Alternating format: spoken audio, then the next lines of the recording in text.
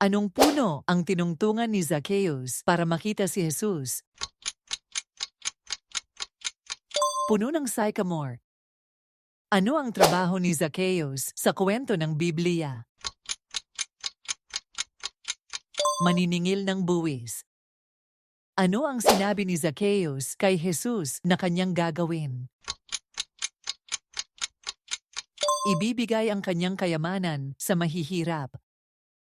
Ano ang naramdaman ni Zacchaeus nang siya ay makita at kausapin ni Jesus? Galak. Sino ang hindi naniwala na dapat pakainin ni Jesus si Zacchaeus sa kanyang bahay? Mga Pariseo.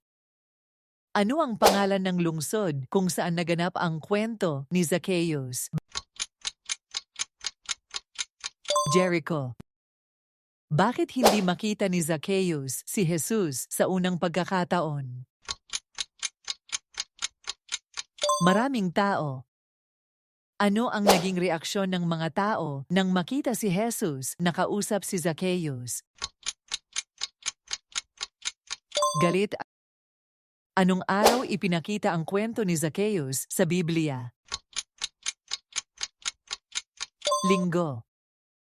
Ano ang layunin ni Zacchaeus nang pumunta siya sa puno? Makita si Jesus